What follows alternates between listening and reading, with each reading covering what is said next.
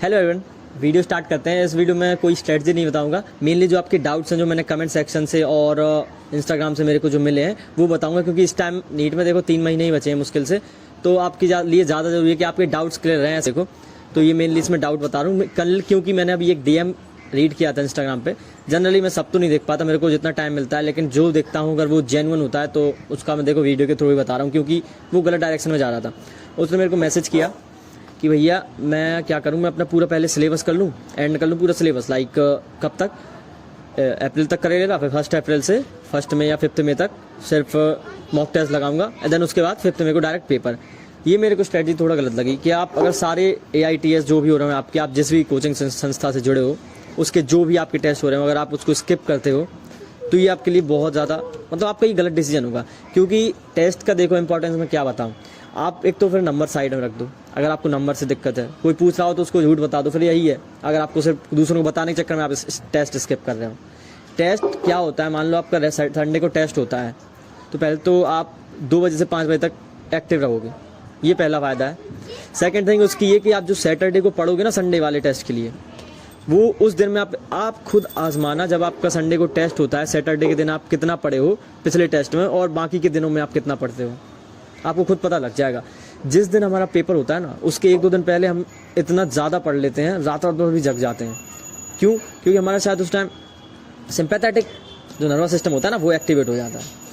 हम एकदम उस टाइम एक एनर्जेटिक एक फील करते हैं कि यार हम थोड़े से टाइम में बहुत सारा पढ़ रहे हैं। तो टेस्ट का एक ये फ़ायदा हो जाता है। भले ही मैं कह रहा हूँ अगर आपके 6 चैप्टर्स आ रहे हो ना, उनमें से 3 अच्छे से पढ़ के जाओ, लेकिन अगर आप 3 अच्छे से वो पढ़ के चले गए टेस्ट के लिए, तो आपको वो 3 जो चैप्टर है ना, और टेस्ट में आपके वो अच्छे गए, तो आपके बहुत ज़्यादा चांसेस हैं कि आपके वो नीट में भी अच्छे जाएंगे चैप्टर्स। उन चैप्टर से आप कम क्वेश्चन गलत करोगे। क्यों? क्योंकि वो आपने ऐसे देखो 6 में से 3 चैप्टर ऐसे पढ़ के जाओ कि आपको नीट में भी ना खोलने पड़े। इससे आपका रिवीजन हो जाएगा। और मैं कह रहा हूँ ऐसा नहीं, अगर आप टाइम नहीं निकाल पा रहे हो, आपका पूरा 12th डला हुआ है, 12th जिसका भी 11th हुआ है, ज़्यादातर बैचेस में जिसने शुरू से स्टार्टिंग की होगी, अभी फ्रेश स्टार्टिंग की थी जिसने, तो उसका भी 12th का हो सकता है डला हो सिलेबस। तो अगर आप सोच रहे हो कि 12th का सिलेबस करूँ और टेस्ट बाद में दूँ, तो ये गलत डिसीजन है। आपको अपना सिलेबस के साथ साथ डेली का सिर्फ 1 आवर निकालना है, 1 घंटा, सिर्फ 1 घंटा निकालना है अपने टेस्ट की प्रिपरेशन के लिए। भले ही उसमें मैं बोल रहा हूँ 6 से 3 चैप्टर ही करो, लेकिन वो ऐसे करके जाओ कि आपको वो पेपर के एंड, जिस दिन नीट का पेपर हो उस दिन वो आपको आधा घंटा लगे उन चैप्टर को रिवाइज करने में। तो टेस्ट स्किप मत करना, मेरा यही सजेशन है आपको, टेस्ट स्किप मत करना। इंपॉर्टेंस बता दी मैंने कि आप जो सैटरडे और फ्राइडे के दिन पढ़ोगे ना टेस्ट के 1-2 दिन पहले, इतना ज़्यादा पढ़ लोगे जो आप बाकी के 7 दिन में नहीं पढ़ते हफ्ते के। और साथ ही साथ आपको जो पर्टिकुलर चैप्टर पढ़ोगे टेस्ट के लिए, और जो क्वेश्चन उसके गलत होंगे वो भी तो आप सीख रहे हो ना। आपने मान लो चैप्टर पढ़ लिए, कवर कर लिया, जैसे बोल रहे हो कि सिलेबस कवर कर लूँ पहले, देन उसके बाद हम टेस्ट लगाएंगे, तो आपको ये पता नहीं चलेगा कि पढ़ना कैसे था वो सिलेबस।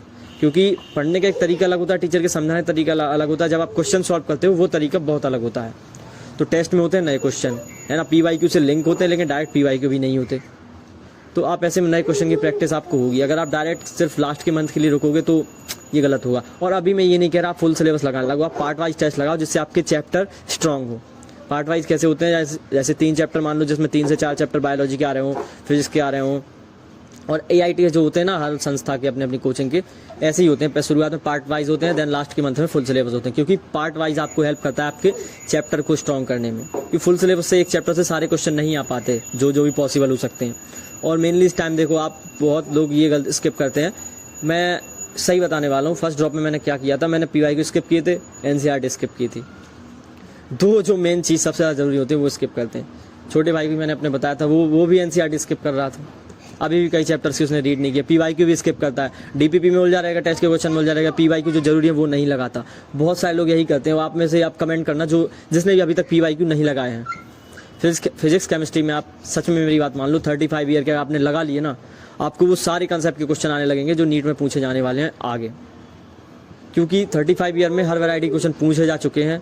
अब वो सिर्फ लैंग्वेज चेंज कर सकते हैं, बाकी हर वैरायटी के क्वेश्चन आ चुका है। बायोलॉजी में 15 साल के लगा लो इनफ है, लेकिन फिजिक्स केमिस्ट्री में मेरे कहने पे बहुत ज़्यादा टफ क्वेश्चन है, वो आप स्किप कर सकते हो।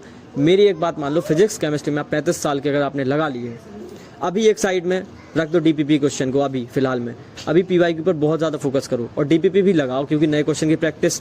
और DPP नहीं लगा पा रहे हो अगर, बाकी लगानी तो चाहिए देखो, लेकिन फिर भी अगर टाइम नहीं मिल रहा है तो आप ट्राई करो, आप टेस्ट की क्वेश्चन लगाओ। टेस्ट में आपको नए क्वेश्चन देखने मिलेंगे। पीवाईक्यू मिस नहीं करने किसी भी कीमत पर। पीवाईक्यू लास्ट के मंथ में तो सिर्फ पीवाईक्यू पर अच्छे से ध्यान देना। मॉक टेस्ट हुए, आपका रिवीजन हुआ और सिर्फ पीवाईक्यू, इन पर अगर आपने अच्छे से फोकस कर लिया और एग्जाम के पहले आपने 2-3 बार पीवाईक्यू लगा लिए हर सब्जेक्ट के, तो आपको एक अलग ही कॉन्फिडेंस होगा। और मैं आपको शुरू में इसलिए बता दे रहा हूँ ताकि आपको बाद में आप ये रियलाइज़ ना करो कि मैंने पीवाईक्यू नहीं लगाया, मैंने गलती कर दी थी। सो ट्राई करो कि आप सारे पीवाईक्यू लगा रहे होगे और आप टेस्ट भी मिस नहीं कर रहे होगे। ये मेरे को बहुत वो लगा कि आप ये मिसकंसेप्शन है कि हम अभी सिलेबस पे ध्यान दे रहे हैं फिर टेस्ट लगाएंगे। एक हफ्ते में एक टेस्ट देना 3 घंटा, आप सोचो एक हफ्ते में आप 3 घंटे निकाल पा रहे हैं, वो भी संडे के दिन। उस दिन बस टेस्ट लगा लो। टेस्ट हाँ उसके लिए पढ़ना पड़ेगा तो डेली का 1 आवर निकालो ना, लेकिन 3 घंटे लगा दो वो टेस्ट के लिए। टेस्ट स्किप मत करना प्लीज़, मेन टेस्ट होते हैं। और ये नहीं कह रहा कि एक हफ्ते में 2 लगाओ, एक हफ्ते में अपने हिसाब से देखो जो तुम्हारा जिसका सिलेबस हो चुका है, जो लास्ट ईयर ड्रॉप तक कुछ मार्क्स रह गया, वो तो मैं तो कह रहा हूँ अभी से फुल सिलेबस लगाने लग जाओ, अच्छी प्रैक्टिस हो। और दिन का मेनली टाइम जो लगभग 2 से 3 घंटा आप पुराने चैप्टर्स को दो। इस टाइम में ये सारे मैं डाउट जो थे ना वो कंक्लूड करके बता रहा हूँ कि रिवीजन में क्या करना है आपको। 2 से 3 घंटे दो और जो आपने पहले जो भी बुक या जो भी डीपीपी या जो भी मॉड्यूल जो भी कुछ किया था वो अब रिवीजन में वो करो। लाइक आपने मान लो यूनिट एंड डायमेंशन का चैप्टर उठाया, टुडेज गोल में मैंने दिया कि पीवाईक्यू लगा लो, तो डायरेक्ट पीवाईक्यू पर मत पहुंचो। वो जो आपने उसके शॉर्ट नोट बना रखे हो, नहीं बना रखे कोई बात नहीं, जो हाईलाइट कर रखा हो आपने अपने नोट्स में फॉर्मूला वो रिवाइज करो। देन उसके बाद आपको अपने जाना है और रिवाइज करने के बाद आपको पीवाईक्यू पर जाना है डायरेक्ट, ठीक है। और पीवाईक्यू बाद टाइम बचे तो आपको अपनी पुरानी डीपीपी लगानी है, वरना पीवाईक्यू बस लगा लो। क्योंकि आप डेली का अगर 1 आवर अगर आप फिजिक्स को दे रहे हो रिवीजन के लिए, तो इतने में मतलब रिवीजन और पीवाईक्यू ही हो पाएंगे। और 35 ईयर की पीवाईक्यू ध्यान रखना, ठीक है। देन ऐसे ही आप अगर बायोलॉजी का बात करें तो बायोलॉजी में आपको एनसीईआरटी उठानी है उस चैप्टर की, पर्टिकुलर चैप्टर की, और अपने नोट्स, बस 2 चीज़ें। नोट्स पहले रीड करना है, देन उसके बाद आपको एनसीईआरटी बहुत बार पढ़नी है। फास्ट रीडिंग का मैंने बोला था कि फास्ट रीडिंग कैसे करते हैं, ये ऋषभ चौबे सर ने बताया था। फास्ट रीडिंग ऐसे करते हैं एनसीईआरटी की। जो चैप्टर मैंने जैसे सेल चैप्टर आपको बहुत बार दे दिया टुडेज गोल में, तो अब मैं लिखने लगा हूँ उसमें फास्ट रीडिंग। फास्ट रीडिंग में क्या होता है, आप किसी चीज़ को समझ नहीं रहे होते, आपने वो चैप्टर बहुत बार पढ़ रखा होता है। पहली बात तो ये कंडीशन उसमें अप्लाई होनी चाहिए। को 3 स्लॉट लगाने हैं। फर्स्ट स्लॉट में क्या करना है, आपको 25 मिनट निकालना है फर्स्ट स्लॉट में, और पूरी एनसीईआरटी ट्राई करो, सेल चैप्टर आप पूरा पढ़ लो और रीडिंग बस करनी है, ऐसे नहीं समझ के पढ़ लो। 25 मिनट है, आप समझ भी सकते हो। सेकंड आपको लगानी है 15 मिनट वाला स्लॉट। 15 मिनट वाले स्लॉट में आपको हल्की सी फास्ट रीडिंग करनी है, मतलब उसमें आप कम समझ रहे होगे, थोड़े थोड़े जो मेन वर्ड होंगे उसको। देन थर्ड रीडिंग आप 10 मिनट की लगाओ, उसमें आपको कुछ नहीं समझना, उसमें आपको सिर्फ लाइन इतनी तेज पढ़नी है कि आपके दिमाग में वो स्ट्राइक कर जाए। इससे आपकी 2-3 चीज़ें स्ट्रांग हुई। आप तो वो 60 मिनट में जो आप एक चैप्टर पढ़ रहे थे 60-65 मिनट में, 1 घंटे में, वो आप 3 बार पढ़ रहे होगे, है ना, फास्ट रीडिंग में। ये ऋषभ चौबे सर ने बताई थी, बहुत अप्लाइड, मैंने ये अप्लाई की थी, बहुत फ़ायदा मिला। 3 बार आपने एक तो पढ़ लिया वो चैप्टर 1 घंटे में मात्र, और साथ ही साथ आपको वो जो स्टेटमेंट वाले क्वेश्चन आते हैं ना, वो आप उसी रफ्तार से एग्जाम में पढ़ पाओगे। कैसे, क्योंकि आपको वो लाइन तेज पढ़ने की आदत हो गई, स्पीड में पढ़ने की, तो ये आपको बहुत हेल्प करेगी, ठीक है। ये बहुत फ़ायदा, फास्ट वाली ये वाली टेक्निक आप अपना कर देखना। शुरुआत में थोड़ा डिफिकल्ट होगा, 1 हफ्ते तक ट्राई करो। पहले आपने चैप्टर उठाया, वो चैप्टर उठाना जो आप कई बार पढ़ चुके हो, 30 मिनट मांगना पहली रीडिंग। अगर आपको थोड़ा वीक है वो चैप्टर, पहले नोट्स पढ़ना आपने, फिर वो 30 मिनट की रीडिंग लगाना है, देन सेकंड 20 मिनट की, फिर 10 मिनट की लगा सकते हो। तो ये हो गया आपकी फास्ट रीडिंग वाला डाउट्स ऑफ की फास्ट रीडिंग कैसे करनी है एनसीईआरटी की। पीवाईक्यू मैंने बताई दी है और टेस्ट बता दिए, टेस्ट कितने इंपॉर्टेंस रखते हैं लास्ट के 3 मंथ में। और ज़्यादा अलग अलग वैरायटी के टेस्ट ज्वाइन नहीं करना कि आपने इस संस्था के कर लिए, उस कोचिंग के, इस कोचिंग के, नहीं। एक टेस्ट को फोकस करो, और अगर आप उस टेस्ट का एनालिसिस भी, ऐसा नहीं करना है टेस्ट एनालिसिस स्किप करनी है। 3 घंटे टेस्ट दो, 3 से 4 घंटे एनालिसिस करो, जो क्वेश्चन गलत हुए हैं उनको नोट करो। ये बहुत ज़्यादा ज़रूरी है और यही करना है मेनली, क्योंकि लास्ट के जो टेस्ट होते हैं वो सब मिक्सअप करके बनाते हैं, और आपसे समझ लो मिक्सअप वाले टेस्ट नहीं बन रहे तो आपने टेस्ट एनालिसिस अच्छे से नहीं किए। तो टेस्ट एनालिसिस बहुत ज़्यादा ज़रूरी है। जो आपने टेस्ट किए हैं, आप देखो कई लोग क्या करते हैं, 2-2, 3-3 संस्था की, मैंने ऐसा किया था ना, मैंने गलती की थी फर्स्ट टाइम में। मैं इस जो टेलीग्राम पे आते थे ना, वो टेस्ट देता था, ये टेस्ट वो टेस्ट, एनालिसिस किसी की नहीं कर रहा, ये गलती कर रहा। आपको सबसे पहले क्या करना है, जो भी आप मेन टेस्ट सीरीज ज्वाइन किए हो उसका टेस्ट देने के बाद आपको एनालिसिस करनी है, ठीक है। उसके बाद भी आपके पास बहुत ज़्यादा टाइम बच रहा है तो आप जितने टेस्ट लगा सकते हो उतने लगाओ, लेकिन टेस्ट के बाद टेस्ट एनालिसिस उससे डबल ज़्यादा ज़रूरी है ना, डबल 2 गुना ज़्यादा ज़रूरी है। तो टेस्ट एनालिसिस स्किप नहीं करना। और अब जो भी आपको डाउट्स आ रहे हो कि, और जो कोई भी डाउट आ रहे हो तो आप कमेंट सेक्शन में डाल देना। ऐसी 5-5, 10-10 मिनट की मैं अब इन दिनों जो 2-3 महीने बचे हुए हैं एग्जाम के डालता रहूँगा, ताकि आप कोई गलती ना करो, है ना। जैसे टेस्ट जो कोई छोड़ रहा था तो यार गलती, बहुत बड़ी गलती। पीवाईक्यू जो कोई स्किप कर रहा था वो बहुत बड़ी गलती थी, और साथ ही साथ जो एनसीईआरटी स्किप कर रहा है अभी भी, वो भी बहुत बड़ी गलती कर रहा है। और एनसीईआरटी की फास्ट रीडिंग स्टार्ट कर दो, जो चैप्टर आपके बहुत ज़्यादा स्ट्रॉन्ग है है ना। और मैं टुडेज गोल दे रहा हूँ, तो आपने देखा होगा principle of inheritance, molecular basis of inheritance, cell cycle, biomolecule, ये चैप्टर मैंने कितनी बार दे दिए, कितनी बार। अगर जिसने शिद्दत से उसको पढ़ा होगा ना 1-2 घंटे निकाल कर डेली का, तो वो 3 बार में भी, 3 दिन में भी वो मॉलिक्यूलर बेस ऑफ इनहेरिटेंस पढ़ रहा होगा ना, तो अब उसका स्ट्रांग हो गया होगा। मॉलिक्यूलर बेस ऑफ इनहेरिटेंस से आते हैं 7 से 8 क्वेश्चन। सोचो एक चैप्टर, आप फिजिक्स के आप क्या पता 3 से 4 चैप्टर कर लो, काइनेमेटिक्स कर लो, ग्रेविटेशन कर लिया, रोटेशन मोशन कर लिया, तब मिला के इतने क्वेश्चन आते हैं और महीनों लग जाते हैं। और ये मात बायोलॉजी के कुछ 1-2 चैप्टर हैं जो इतने सारे क्वेश्चन दे देते हैं।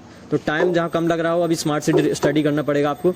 हाँ, और एक चीज़ और, 12th अभी फिजिक्स चलती है, तो क्या होता है ना, जो फर्स्ट यूनिट होती है ना, ये इलेक्ट्रिक चार्जेस, फील्ड, पोटेंशियल, इसमें टीचर 1-2 महीने लगा देते हैं, 1 महीने लगा ही देते हैं।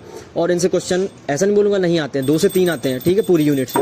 लेकिन वही आप अगर मॉडर्न फिजिक्स का अभी आप टाइम निकाल के संडे के दिन फ्री होकर मॉडर्न फिजिक्स का जो 1 शॉट डला हुआ है 4 से 5 घंटे का है, उसको अच्छे से देख लोगे, आपको एक ही 1 शॉट में समझ आ जाएगी। और साथ ही साथ उससे आपके 3 से 4 क्वेश्चन कवर हो जाएंगे। सेमीकंडक्टर 3 क्वेश्चन देके जाता है, आप अगर 1 शॉट देखोगे तो उसका 4 से 5 घंटे का मिल जाएगा आपको यूट्यूब पर। बस आपको क्या करना है, उसको जिस दिन आपके पास 3 से 4 घंटे का टाइम है, एकदम शांत बैठकर शांत मन से उसके प्रॉपर नोट्स बनाने और DPP PYQ लगाने, और PYQ से ही आ जाते हैं मॉडर्न फिजिक्स के क्वेश्चन, ठीक है। तो वहाँ फोकस करो, जो हाई वेटेज चैप्टर है, मैं शॉर्ट में डाल भी दूंगा, शॉर्ट वीडियो में कौन कौन हाई वेटेज चैप्टर है, क्योंकि जो फर्स्ट यूनिट होती है ना 12th की, बहुत ज़्यादा टाइम ले लेती है एज़ कम्पेयर टू उससे जितना आउटकम आता है ना। और अगर आपने वही टाइम मॉडर्न फिजिक्स में दे दिया, उससे हाफ से हाफ टाइम भी दे दिया, तो आपको उतना ही क्वेश्चन मिल जाएंगे। और जो भी डाउट हो तो कमेंट सेक्शन में डाल देना। Thank you.